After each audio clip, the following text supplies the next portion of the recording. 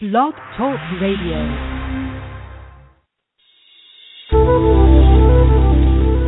Welcome to the Aha Moments Radio Show for the inspiration, education, and celebration of enlightened living worldwide with your host, Mariana Cooper, founder of Aha Moments International and AhaMomentsWorld.com.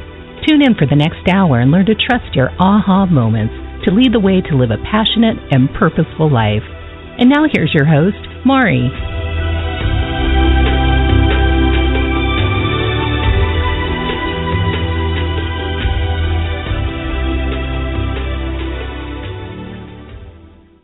Hello, everyone, and welcome to the Aha Moments Radio Show for the inspiration, education, and celebration of enlightened living worldwide. I'm Mari, and happy Tuesday. I'm excited about today's show because it's a topic that's near and dear to my heart. You know, we always focus on success, but I think a lot of people don't get there because they get sort of sideswiped by failures along the way. And I want to talk about how to create your own Phoenix Rising effect. I call it the Phoenix Rising effect because most of the time, especially if you're a light worker or somebody, a light leader, I call as my new term, light leader, where you're supposed to lead big groups of people or, you know, do something that's beyond, you know, that's going to get out to the world, right? Something that's going to really help make a big contribution. A lot of times our personal life takes a lot of twists and turns, even more so than the average person, because we are going to be teaching and working with a lot of people, so we have to be able to relate to a lot of their various experiences.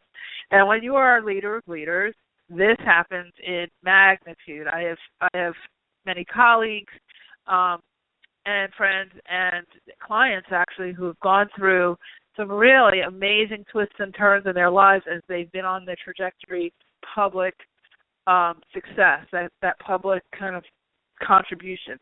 And I've seen a lot of people who get stuck in the twists and turns of that, and they never, ever get off the dime. They're kind of always in this little spin because they don't allow themselves to take the risk again. Once they feel that big fall, they feel like history will repeat itself, and they are so busy protecting themselves from it ever happening again that they don't actually move forward. So I just, when I was asking the guys what we should talk about this week, I guess, you know, it's the fall. It's time for people to actually take action.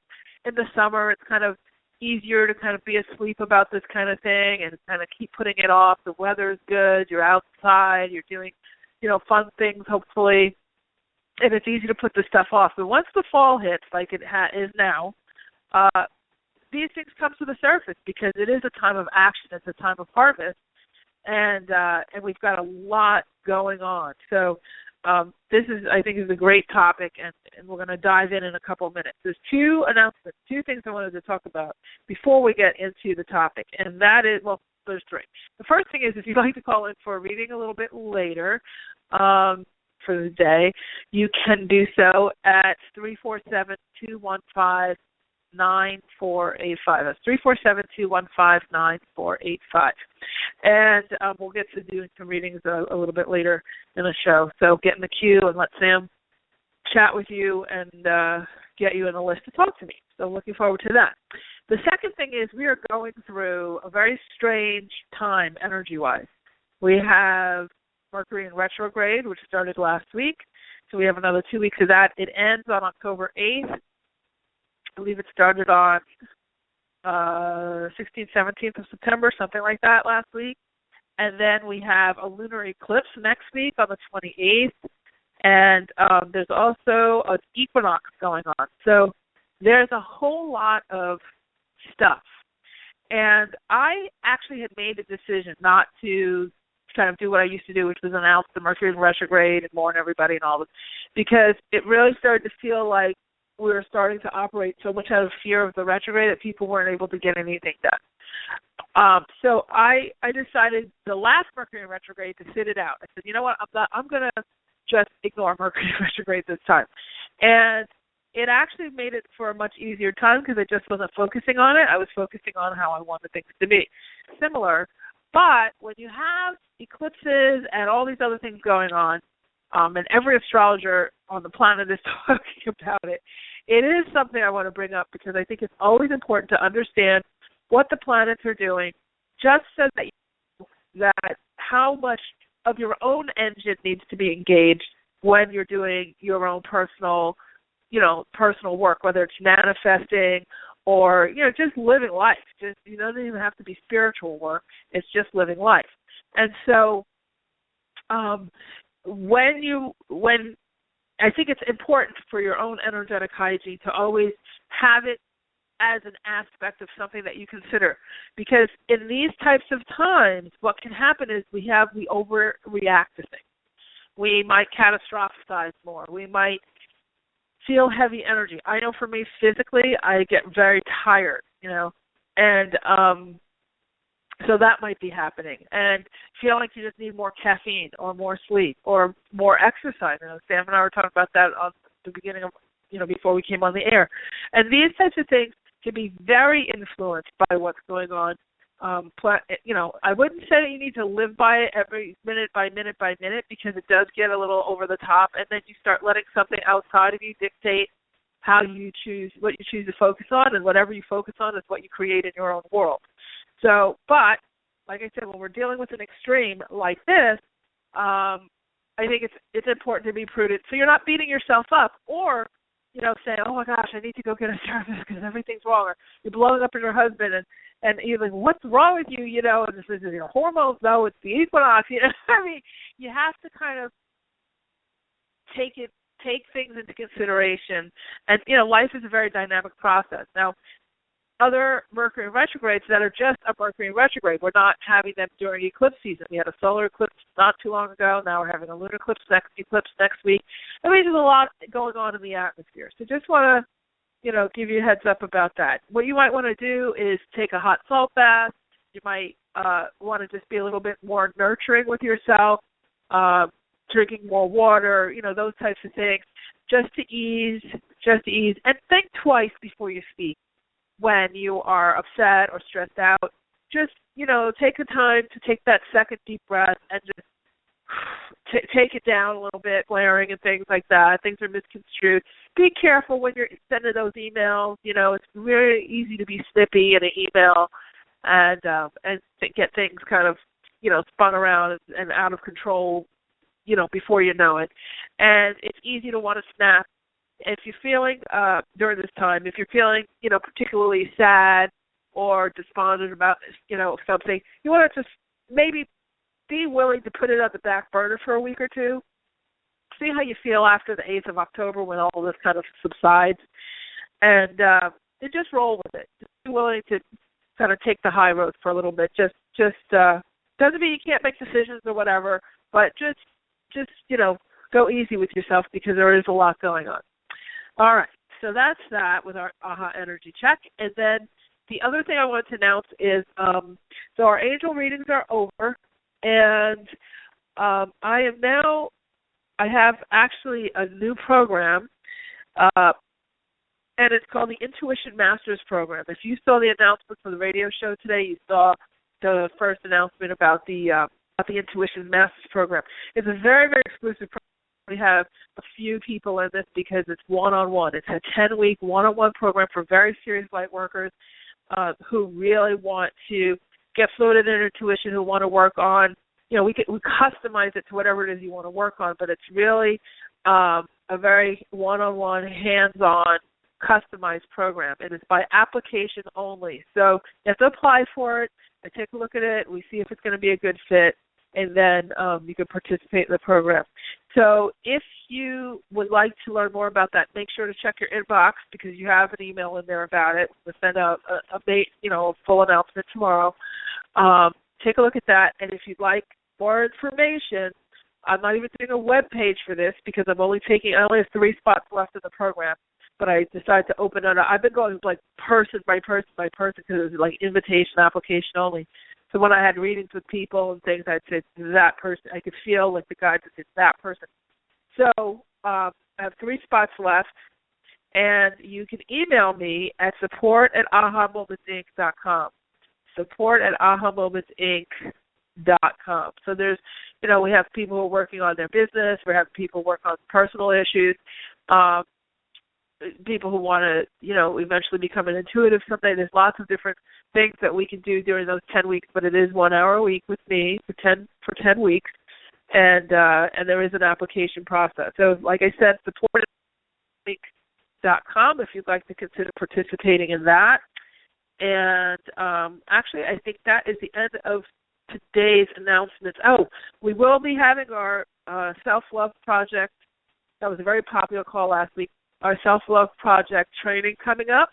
So the early registration will start next week, and there's a free 3-part free video training series that we're putting together. So that's coming up shortly, probably right after retrograde is over. We'll be launching into that. So I think that's it for now. Let's move on to our topic.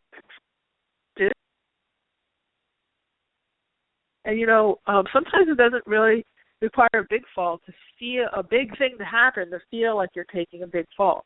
I know I've had, being an entrepreneur for just shy of 20 years, I have seen my life flash before my eyes on many occasions. I've taken some huge leaps. I've crashed into walls, and I've landed on my feet sometimes and not, landed on my face other times. And I think that it's important to address the land on your face thing, because what I've noticed on Facebook in particular, and, being in the business that I'm in, I'm around a tremendous amount of motivational, personal development, self-help, spiritual, metaphysical, law of attraction, manifesting gurus and all that. And I can say that there's many, many, many who are extremely reputable and wonderful, and I'm honored to work with them. And then there are many who are copycats and who do not talk about the whole story. And we have, with all the information that we get now, because, I have this conversation with my friend every day, we are so bombarded now with content, right, with information. We have Twitter. We have, I only mentioned Twitter because my publicist was mad at me the other day that I don't have a lot of people on Twitter. I've been focused on Twitter. But we have Twitter. We have YouTube. We have Facebook. We have Pinterest. We have Instagram. We have LinkedIn. We have, just the blogs. The blogosphere is insane. And we also have cable, and we have Hulu, and we have Netflix, and we have the regular primetime stations. We have all the reality TV. There's and not to mention all the other advertising, plus the, terrestrial radio, regular radio, internet radio. There's so much that we're being bombarded with on a daily basis. And so with everyone knowing that, as the person advertising, so as like myself, like as a spiritual leader, we know that there's a lot out there, and we have to be kind of short about what we want to say, right? So there's all kinds of posts on Facebook about, all you need to do is get started and success will show up, and, just be happy, and all these little quippy, pithy things. And, sometimes I look at them, depending on my mood, and say, well, maybe not so much. They have the picture of the guy standing on the cliff with his arms over his head, just take the leap, like he's about to jump off the cliff, and then, he's going to be caught by the angels or whatever. And, sometimes it's a good thing to jump off the cliff. Other times it's probably not a good idea. It doesn't mean that, that you're supposed to just go without some sort of plan or some sort of construct to what you're doing. Now, there are times when you have that intuitive hit, and you say, that way, I'm going that way, okay? And you go, and it works. There are other times when you get that intuitive hit, and you say, that way, I'm going that way, and it doesn't quite work.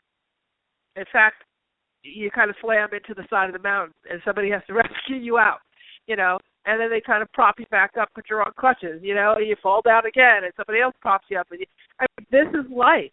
Especially as an entrepreneur. Anybody who tells you that their step-by-step system is going to make it perfect for you is not telling you the truth, because it's all about you making it perfect for you, and there is no such thing. The only thing that's perfect is imperfection. Okay, so I want to be very clear with that. So if you are facing a situation where you feel like you've failed or you've taken a big fall and you're really kind of smarting about it, you're feeling like wounded, and you notice that you're procrastinating, and especially if it happened a while ago, and you're facing, kind of that, I've got my back is up against the wall and I have to make a decision type of situation, and the only reason why you're not making a decision is because of the past fall. I'm talking to you today because I really have been there, and there's a way to dig out of that, and I know, like the title of the show, Phoenix Rising, Phoenix Rising, it seems like it's like one quick thing. The bird is in the fire, the flames, it's the ashes, and poof, there's the bird up out of the ashes. They don't really talk about what the time lapse is from the ashes to the flapping bird. There's a lapse there. There's some stuff going on in between the ashes and the flight, okay? And that's the part that nobody likes to talk about, because guess what? That doesn't sell programs. It doesn't sell packages. It doesn't sell books.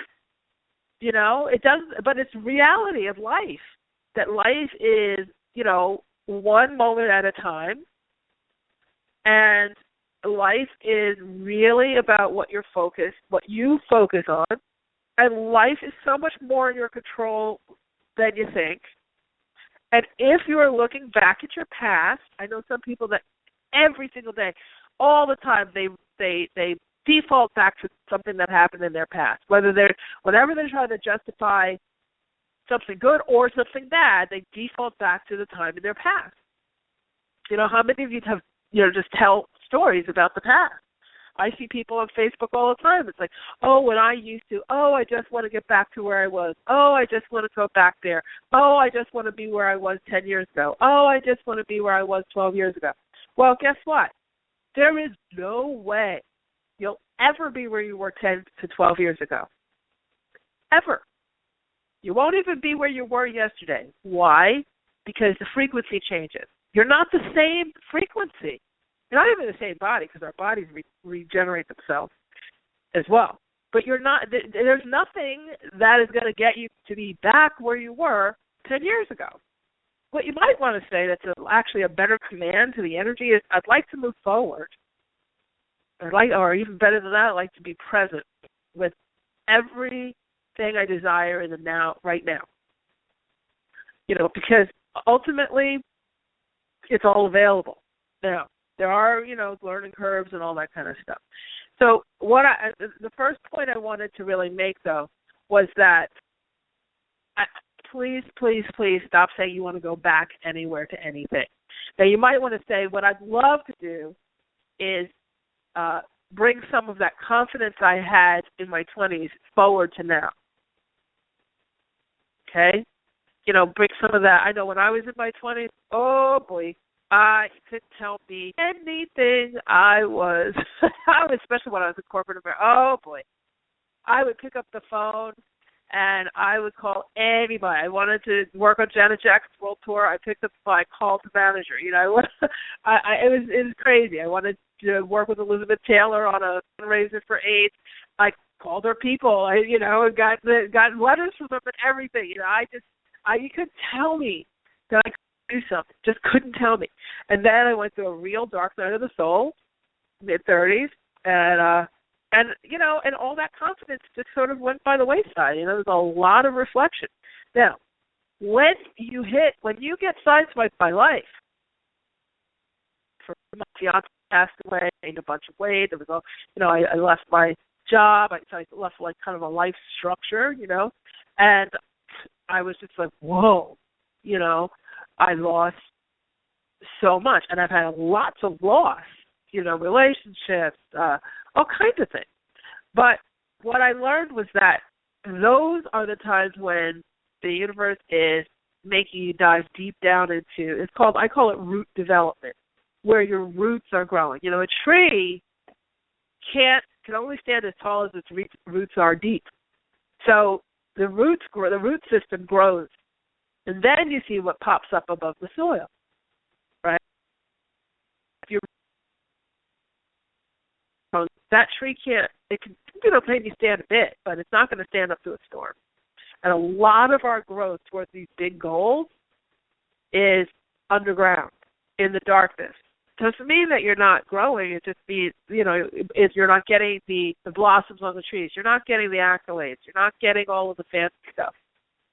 It's funny because somebody was saying it's going to be an overnight success with this book, and then I laughed. I'm like, yeah, 20 years to be an overnight success. It's been a tremendous amount of work to get a book out the door. And I had great success when it came to the actual process of, I got an agent talking to her, we sold the book, we got our first offer for the book within 24 hours of the book, her pitching to 55 publishers. We got a really major publisher to take me on, and publicists and all kinds of things.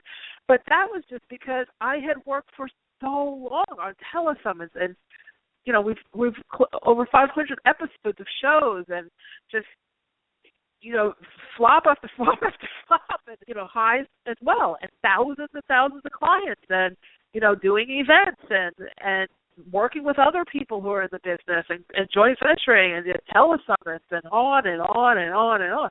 So by the time it was time to do something like publish a book, I had such a role, we have a platform, we have a community, I have experience with media, all these things. It was easy for them to say yes because I wasn't coming to them as a blank slate.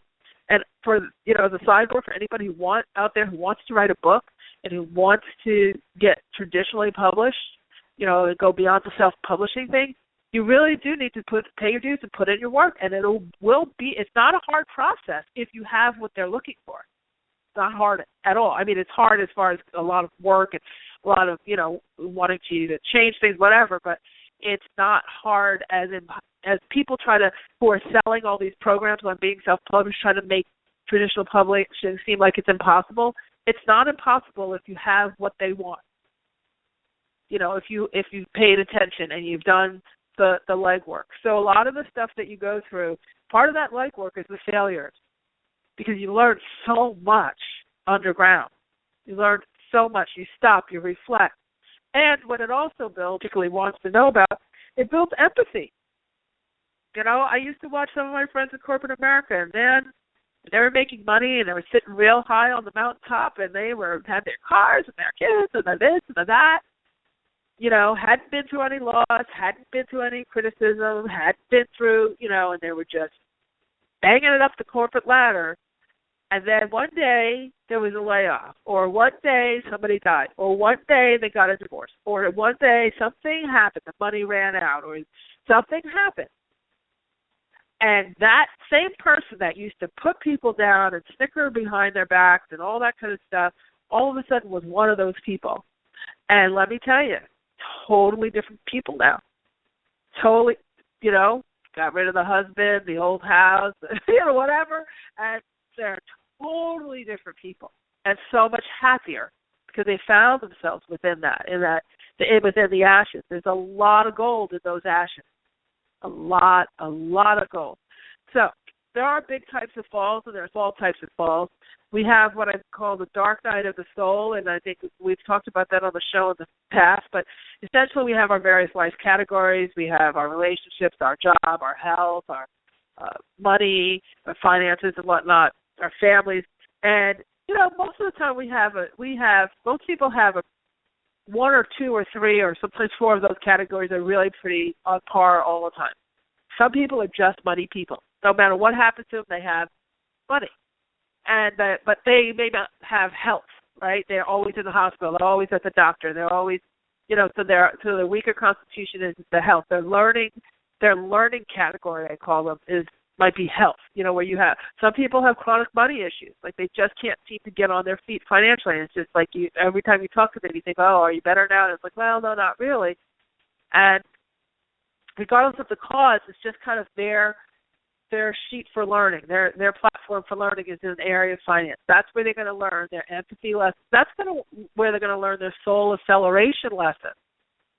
Okay, some people it's relationships. Where they just really focus and you can know what your learning category is but what it is you're longing for the most. And what is it that feels like the most chronic issue that you have? And that category is where you signed up to learn the majority of your lessons. Empathy, your courage, your resilience, your how you manage your emotions, all that kind of stuff. Okay, and so some people learn that through health, some people relationships, now through a variety of different things. When you have though a acute time of acceleration, you will go through what's called a dark night of the soul. And that's where it seems like you have crisis in all of those categories, or the majority of them, 4 out of 5, or, 3.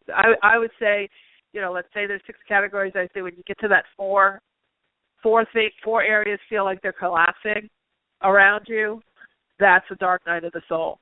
And that's usually a time where this is talk about Phoenix rising, this is an opportunity, because it's really leveling up. It's like going from 15,000 feet to 30,000 feet in a plane. You go through turbulence on the way up to the next altitude, right? So it's an altitudinal change in your life.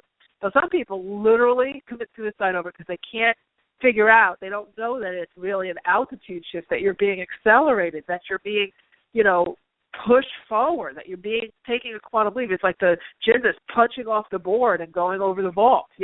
That's what those times are. Absolutely, that's what those times are. But it is really, really easy, and you could. I don't care who you talk to, myself included, as far as coaches and teachers and leaders and book authors and all this. Every single one of them has been through a dark night of the soul in some way, shape, or form. They may not publicize it, but they've been through it. Okay, because where do you think all that wisdom comes from? You don't get that wisdom, that level of wisdom, from everything being sunshine, lollipops, and roses. We can channel a lot, this and that, but what do you think would drive a person to want to channel in the first place? Because they're super happy, joy, let's go find somebody in the ethers to talk to? Probably not. It's probably more like, OMG, I'm going to die. Is there anybody out there listening? And then they hear, yes, I am listening. How can I help you? I am your angel, whatever. But you are not doing that when you've got, resources in every category of your life, and you're running around to the Cartier and driving the Bentley and, all the, generally, if everything is cushy, you're not being driven to ask for those, for extra advice from on high, because it feels like everything's in a good place. Now, what would be nice to see, and my cats love this show. They are jumping all over my office desk, and I'm trying to get them not to flip over my iced tea. What the guys would like to see, and I think what we are moving forward in this new energy, we know how I always talk about this new energy, what we're moving forward in is that the energy itself, the energetic grid that we're all connected to, has accelerated. And it has been accelerating exponentially every single day, especially since 2012. We've had other times, the harmonic convergence and the harmonic concordance all back in the 80s and 90s and et cetera. We've had, acceleration points in history, okay? The fall of Hitler was one, they said that's quote-unquote when the New Age actually started. It's all kinds of, everybody has all kinds of speculation. But we're at a time of acceleration because the frequency of the grid has changed. And in addition to that, in addition to the frequency changing, the ability for us to communicate with each other on the physical plane has changed. So if you want to know, this is something I'm literally channeling right now, take notes. They're just telling me this. If you want to know if there's been a frequency change, pay attention to the various systems of communication that you use on Earth. So, for instance, in 2007, Facebook came. And because Facebook, of course they had MySpace before that and all that, but we started this trajectory in the early 2000s of interconnect, physically connect with each other was accelerating. And on the underground, on the energetic level, the new grid was starting to load in so that energetically we were connecting at a much higher frequency. Why? Because you're not going to be exposed to so many more opinions. For instance, we have Facebook, right? Facebook fascinates me. There's billions, who knows how many people on this thing now, right? Hundreds of millions, billions, whatever. And prior to that, people didn't know what the other people were thinking unless they were reading a newspaper, major, New York Times, Wall Street Journal, these types of things, LA Times, Chicago Tribune, those types of, Miami Herald, those big papers. They were one of the few one of the few major TV networks, ABC, NBC, CBS, They were one of the major radio stations or major magazines, Lifetime, Newsweek, right? So, and major publishers and major record companies, right? So when I say major, there was like 10 of them each, right, or less. And they held all the power of our ability to communicate with each other. Guess what they also did? Because they were natural, built-in societal filters, they fed us a certain amount of information that our energetic circuits could actually handle. The energetic grid was slower. The information coming at us was slower. What we had to react to and shift in gears with was slower. When the communication system amped up to now Facebook, Twitter, Pinterest, Instagram, LinkedIn, the whole thing, it collapsed the filtering of these big powerhouses, and now everybody is their own powerhouse. You can iTunes, come on, Netflix. You can produce your own TV, your own music. You can do your own book. You can create your. Look at these YouTube stars. These kids make a fortune, and they're doing makeup. Look at the little kid on Dancing with the Stars. 8 million followers this kid has. He's dancing on Dancing with the Stars. Why? Because he's got a following. Right? He's got a voting public that the show feels valuable. But if all of that is going on in our mucky-muck mundane world, imagine what's going on in our energetic world. We are now being exposed to so much more awareness of what's going on. How many times do you go through your Facebook and you see a dog that's been abused, or a woman, oh God, some of these things are dead children, oh God. My friend Joe sends me all these horrible things. It's like, every day we fight, I'm going to kill you, I'm going to kill you. Why are you sending me this stuff? And it's because it's a bombarding, right? And the more, especially if you guys are light workers, every time you see something on there that's a really hard thing to look at, your energy usually jolts. And remember, whatever you focus on, you create more of. So it's the intensity of everything increases. So if you have all of that just by showing up, and just by mindlessly scrolling through Instagram or Facebook or where any of these things are, which, by the way, is when you're most energetically receptive to messages, when you're mindlessly scrolling through. It's like kind of trance-like. You receive it way more than you would think. Right? It hits you way, way deeper. And it shifts your energy. So the energetic grid had to be upgraded because our ability to communicate and our exposure level was going to go through the roof. All right? Why does this all come up? Because a lot of times what you're perceiving as a big fall is actually a pruning of the vine so that you can grow, or accelerated growth of your roots for your stability, or it could be and/or for each of these things, or it is a little gift package of what your life purpose is. One of your life purpose. I don't really believe in one life purpose, but one of your life purposes is. Most of the time, our life purpose comes in the form of adversity. Our thing that we can make. Let's stop the word life purpose. And let's say one of your greatest contributions to others originates in these little pockets of crisis. So when my fiance passed away and I was in the cemetery and we had just buried him, and I'm looking across, I'm in my late 20s, I'm looking across the hills of, we were Washington, D.C., and it was big cemetery, beautiful cemetery, big oak trees, you know, the whole thing, rows and rows of headstones. And I looked around and I said, you know, this guy who's very young has died with most of his dreams intact. I mean, yes, he was talented, you know, choreographer and actor and singer and all this stuff, but the grave was way richer with his talent than we were because he hadn't gotten fully out there yet, right? And that's when it hit me, how many people go into their graves with all their dreams intact. How rich is this cemetery?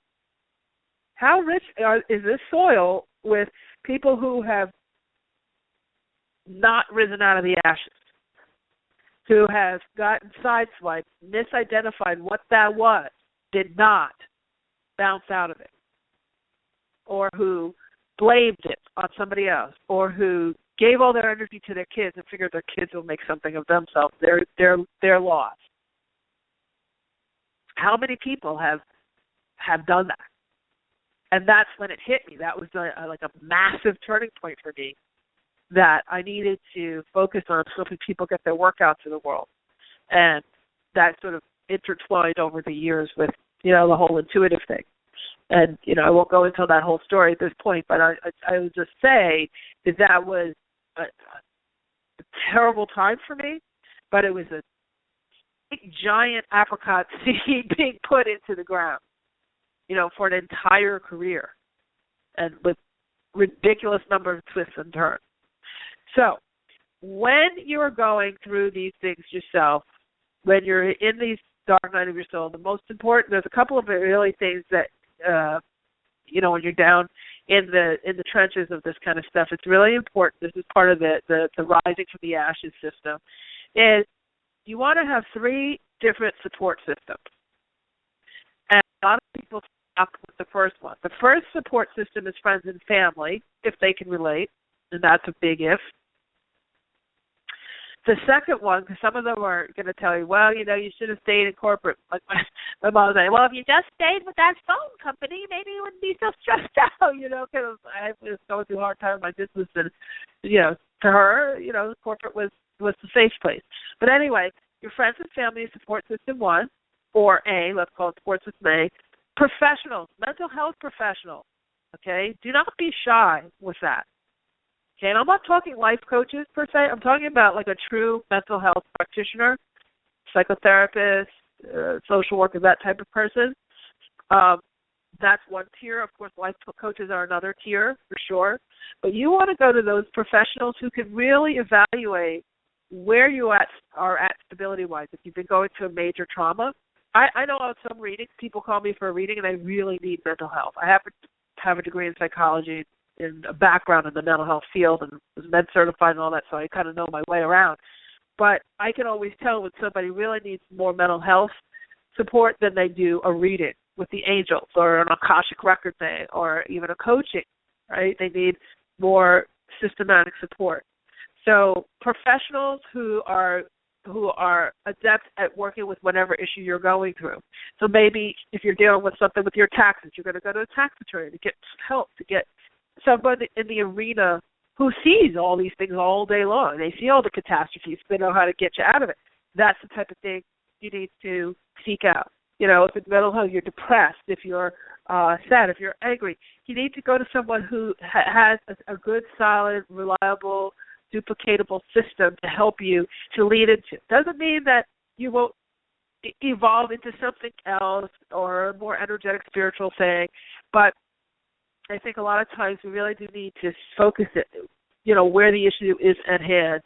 And then also the energetic, you know, healing kinds of professionals. I think that we all really, as we move to this, my platform, as I launch a book and everything, that, you know, a lot of times when you're doing these kinds of things, you have to, and I have 2 publicists now, so there's constantly like the push to kind of define yourself, you define what you stand for. And I think what I really discovered was that I really think it's important to be able to take all of these esoteric principles and apply them to real life and living on the real life side of the fence, not so much on the energetic side of the fence. I see a lot of people when they discover the energetic side of things, they think they're supposed to abandon real life. But we're here on earth to have fun and to work and to contribute and to learn and to be. And you can't do that if you're always trying to escape through energetic things. So it's a matter of collaborating the two together. And so I would not be afraid of inviting professionals who are on kind of on, I call on the real world side of the fence, on the sort of physical world side of the fence, and then incorporate a team of energy people as well. But you need to have both, so you have a balance, because ultimately taking physical action is what's going to get you out of most things, right? You'll get the energetic hit, you'll get the energetic lift, you'll channel, you'll do angels and everything. For me, I do all of that. But if I wasn't willing to write the chapters of the book by going to the bookstore every single day, writing for 3 hours or whatever, I wouldn't have physically, and if I didn't get an agent and get a publisher, I wouldn't get the book out. So you have to collaborate the two. A lot of people try to hide in the psychic and energetic stuff. And you don't want to do that. You want to collaborate the two together. Second support system of, earth people, of earth professionals, and then your energetic professionals. And then the third support system that you want to make sure you have are the people who've been through it. Okay, so if, you're trying to talk about,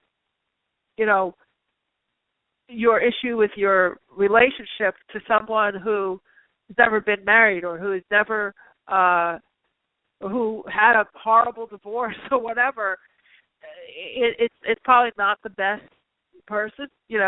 You want it, like they have these grief groups and these different support groups, whether, of course there's all the 12-step groups, but there's all sorts of groups of meetups, things. You want to get a small support group of people who've been through what you're going through so that you can kind of get perspective. Doesn't mean that you're supposed to be there forever and just, have it be a bitch session or anything, but if you have a combination of these different support systems, you'll know who to turn to for, at what point. But you want to always be focused on the next step towards healing. The next step towards healing. It is very comfortable. I was talking about this to a client the other day. Inertia is one of the biggest comfort zones out there. And grief is also a big comfort zone because, you know what? A lot of times, change requires vulnerability. Okay?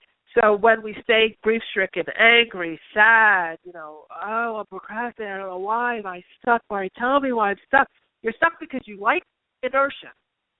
And you might not like it in the way that you like ice cream, but you like it better than you like being vulnerable and taking risks.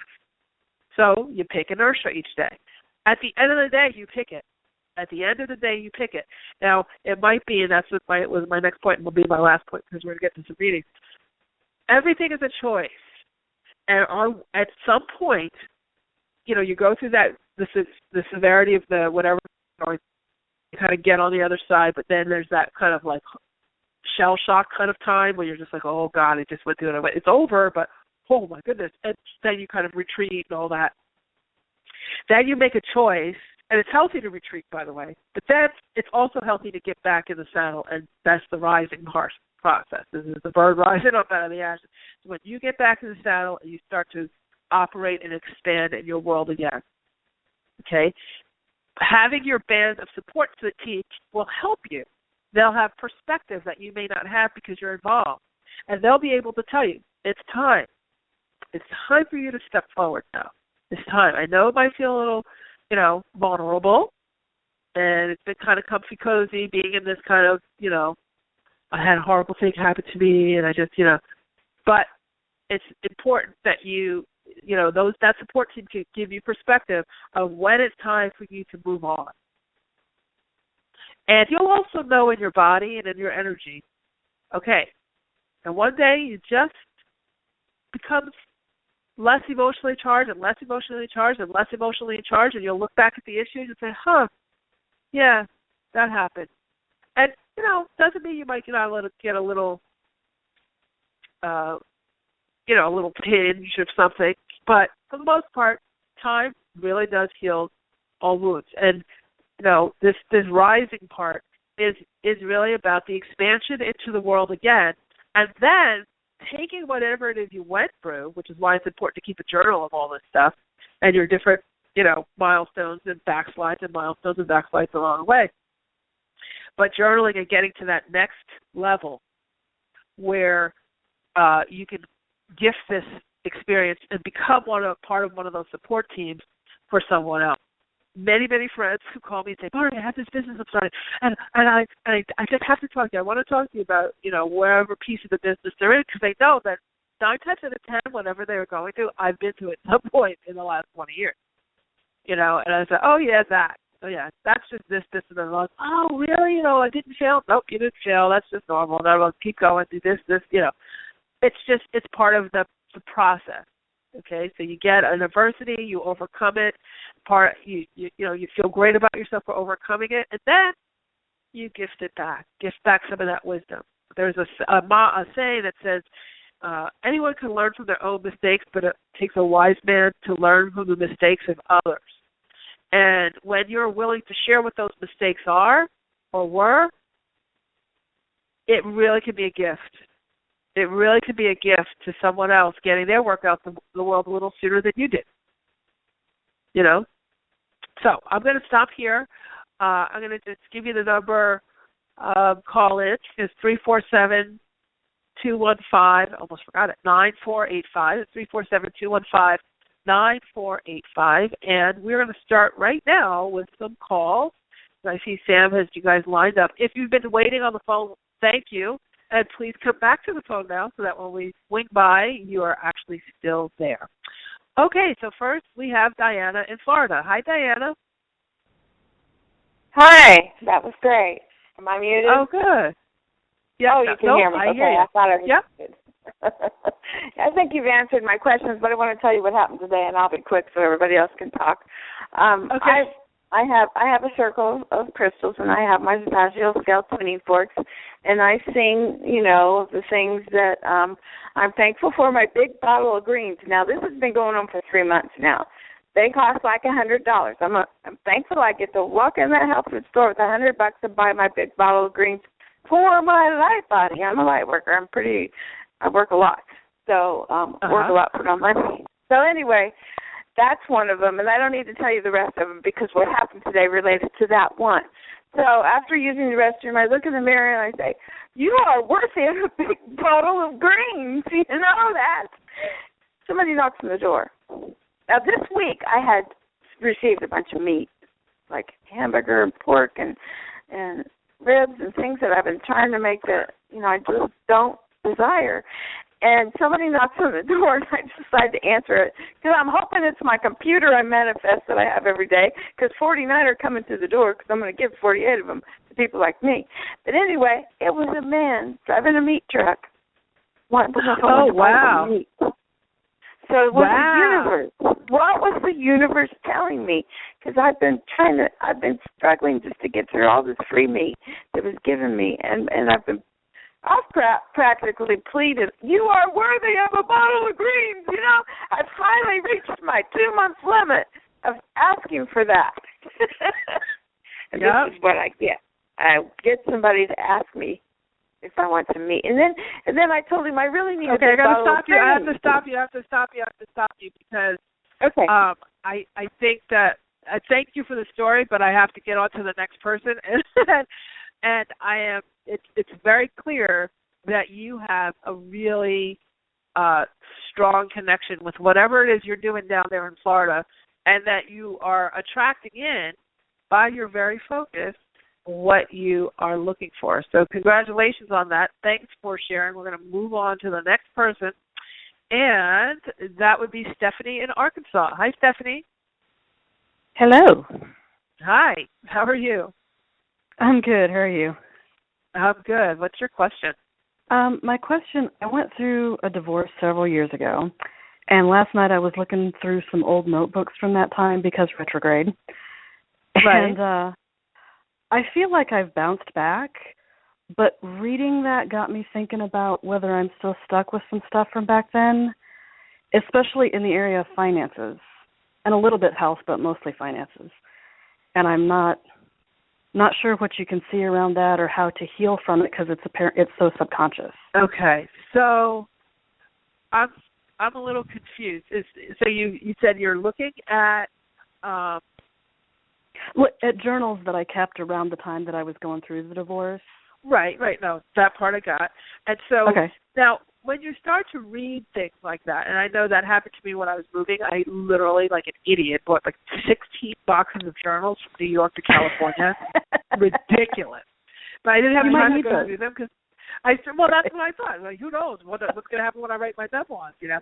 And dumb. I could have just picked one because they were all the same problems the same 17 times, 17 different journals. That's true. And so, you know, it's just, you know. But so what happens is you spiral, okay? You spiral up from these things. So when you go back and look, it's a great kind of litmus check. You know, it's just a balancer to show you where you come from. But it is a caution to say, okay, it feels more like it was a marker for you. Now, again, like I started talking at the top of the show, you can't go back to where you were. So even though you're observing it now from where you sit, now you're in a totally different frequency now. Yeah. So you have a lot more opportunity to shift that. So what I would say is that in your, you know, meditation work, in your focus, in your intention work, that you just ask, instead of trying to fix, just ask for a healing. And just say, you know what, can you please just call on your guide. Archangel Michael happens to be around you, by the way. And just say, can I please have healing of this? And to please take any residual energies that would be slowing me down from that time and bring them up to speed. Okay? And that will help to shift that. I wouldn't feel like you even though they're subconscious, like I don't have to know what it is. Or No. It's actually even better. It's actually even better because you don't get all caught up in it in your mental mind. Use your mental mind for something positive and fun. Joy is the best octane for manifesting ever. So instead of like trying to ratchet in your head how, you know, oh my gosh, I was doing that when I was divorced, now I'm still doing it. You know, just forget about it. Go to Hawaii, hide it at the beach. Just kind of stay in the joy vibration as much as... Stay in the joy vibration. You know, because you're staying in it with awareness. You're not blissing out, and if you're having joy with intention of healing, right, there's a difference, right? Okay. So there's a directionality to it that way. That's right. And the first thing you want to do is just, in your meditation work, maybe the next day or two, just ask for healing around that. And just ask for any information that you need to know in order to foster the healing. Because remember, we were talking about that collaboration between, you know, physical, real world and the energetic. That's what we want. We want a perfect figure, as perfect as we get figure 8, where we kind of have, you know, a balance. Now, what I will say, this is going to sound contradictory to the perfect figure 8 because the guides are just saying, well, wait a second. Energy always is more powerful than physical action. You know, there's a statistic, I forget the exact statistic, but it was like 17 seconds of energetic thought is worth 2 hours of physical activity. So, yeah, it's that kind of a ratio. It's huge. And so what you want to do is always work the energy first, and then then whatever physical activity is left over, it's the bare minimum of what you would do if you did it the other way around. Most people focus on the physical, and then, maybe I should go listen to Mari's show and get a little energy. That might be good. No, should do the energy stuff. So work smarter, not harder. Right. And is Archangel Michael a good one for that, for like the raising the vibration? And absolutely, he's the best. And he's a wonderful protector. So yeah, he's gonna put that white light around you. And he's the teaching angel for the light workers. So he's around you for a reason, for sure. So just keep journaling and do that, and I think you should be in good shape. I think burn the old ones, make new ones. Exactly. Okay, thank you. All right, take care. Have a great night. Okay, who do we have next? Okay, so now we have Janet in New York. Hi, Janet. Hi, Mari. How are you? I'm good. How are you? Good, thank you. My question this evening is around my work. I've had a lot of upheaval the last 3-4 years where I've been out of work for a year at a time, which has never happened to me in 30-plus years. And this last year I relocated to New York with a job, so I've been employed for the last year, but I seem to be repeating patterns of the past where I just seem to be working harder and longer, and there just really doesn't seem to be much,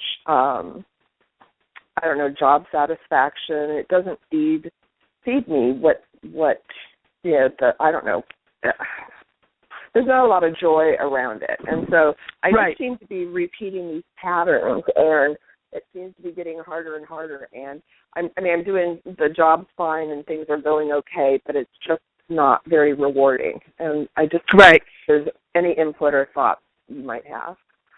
When you were looking for the job, what was your attitude about it? Were you saying, I really need to find something to carry me through, I need to just get moving again and then I can sort it out? Or were you saying, I want to find the job of my dreams? Actually, I was looking for, I don't know that I said job of my dreams, but I wasn't looking for a job just to fill, because I did have a couple opportunities and they weren't right. I knew they weren't right, so I passed on them. And so I was really looking for a job that was going to grow me to the next level and give me opportunities. And this could feed into that, but I mean, it's been a year, and it's just, unfortunately, it's a company that just, asks for more and more and more. Stop. I'm going to stop you. Stop. Okay, so here's the thing. When people move like that, it was funny because I had a friend who just moved from California to North Carolina, and I told her, don't move. You're going to be miserable. You're going to be miserable. Oh, no, I have to move, Marion. But she was kind of down and out and depressed here, and she thought that just by moving she was going to be better, because she thought, and she moved, and now she's down and out and depressed there. Now she wants to move back. So, it's the good old adage, wherever you are, there you will be. So this is not a job thing. The job is like what we were talking about earlier in the show, is your kind of schoolyard, your learning opportunity. That's the job. That's the category where you do your big spiritual learning. But the reason why it's repeating itself is because you're working very much from the physical world, but you're not working enough with the energy for shifting. So, you're looking and you're reacting. You're watching the job and you're reacting. It's like, okay, I'm not liking this, and then you're reacting and something happens. And what you don't realize is that you're not liking it is actually making it get worse. So, because that's the influencer. What's really creating it is your focus and your imagination. And, and if you're going home and you're kind of envisioning the situation you were in today and your conversation with the boss, and then you're envisioning, how much worse is it going to be, and then you're thinking back and envisioning how it was in the last job, and then you're comparing the two jobs. You're using your imagination, which is your most powerful creation tool, against yourself. So that's why it's repeated. So what you're going to have to do is going to feel very counterintuitive to you, because clearly you're very, very, you're a smart lady. You have a high level of intelligence. I bet you have a very high IQ. You can just feel it. And you are intellectual in the sense that because you're smart and you're rational and you can put things together, you're great at that kind of a thing. But that's like, and animates your energy if it's not counterbalanced appropriatly with intuitive stuff. So my suggestion to you is to start to do is a little exercise. The first thing I'd like you to do is just write down. You could do this with a visioning session, but I think for you it would be better to write down, because it'll feel more real, more concrete. Is to take what if money was no object? What would my perfect day and my perfect lifestyle look like? And you can interchange perfect with magical, whatever word you want, because it's perfect sends you off the edge. Oh, no, if it's perfect, forget it. So don't analyze it, but just take the time to really write it. And the reason why, when I say to write, I want you to write it by hand. I don't want you to type it. When you write by hand, it actually has a higher vibration than typing, because you're not in the electromagnetic field of a computer, right? So it'd be nice if you could take a notebook outside and just write. And also it involves your physical body. Your energetic intelligence is in every single cell in your body, not just in your head. So when you do the writing and you do it with the stroke of that pen, it's engaging all of your energetic faculties plus your physical faculties, and you get that collaborative effect that I was talking about earlier in the show. Okay? So that takes us from just a cute little exercise that Mari gave me to a full-on kind of interaction with your energy that starts to unstick it, because you're literally taking an action for shifting. Okay, I don't want to say change to you because that word, it sets you off. To say shift, okay? Because you're a smart girl. That smartness, by the way, Janet, works against you, okay? Sure. You know it. So you need to chill out on that, and you need to do what I tell you, and you need to write this thing, okay? I say, you're like my friend Joan. You're like my friend Joan. I know it. I want you to write that out. What this little, because you know what that lightness is? That's saying, oh, I want to do that. But then there's that delta check. Now, the lightness that says, oh, that sounds like fun, is the inner child in you. The inner child is always the point of creation. We all have one. The inner child is the point of creation. The feminine is the visionary, takes the idea of the inner child and says, oh, what can we do with that? And the masculine is the taskmaster. That's the to-do list portion of you. Okay? We all have all three within us, but usually we only give a voice to one. So for you, you've kind of gotten overloaded with the masculine energy of getting things done, and you've shut down your communication with the visionary and with the child, which is why this is all kind of happening. It feels like it's happening to you. This is for everybody listening. If you feel like your life is happening to you, look and see just how much masculine energy you're doing. Are you letting yourself play it all? Are you letting yourself have a vision of a bigger picture? If those two things are kind of void, or just you don't take them as seriously as the get it done part, more than likely you're exhausted from too much to do and not feeling fulfilled. Okay, so I'm going to have to jump off because the show is over. But I just thank you. Helped you on and put you on the right track, and give that exercise a try. It actually works wonders. It's a lot more powerful than it sounds. So, thank you guys, everybody, for listening tonight and for calling in. Again, if you would like to participate in our 10-week Intuition Masters program with me, you're one of those three people, please write me at support@ahamomentsinc.com for an application. We're taking applications this week, and we already got a few in today from the emails from yesterday. So please, please, please don't wait. Go ahead and write in, and let's see if we can work together. I love this work. This is good stuff. And we will see you this time next week, same time, same place. We'll end with my motto, which is you truly can have exactly what you want. You absolutely deserve it too. And in this new energy, anything is possible. Take care, everybody. Have a great night.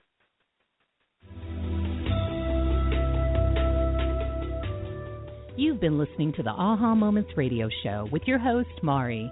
Be sure to visit her blog and website at www.ahamomentsinc.com. That's AHA, Moments with an S, Inc.com.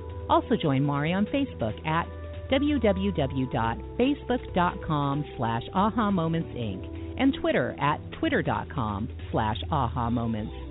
We can't wait to see you there.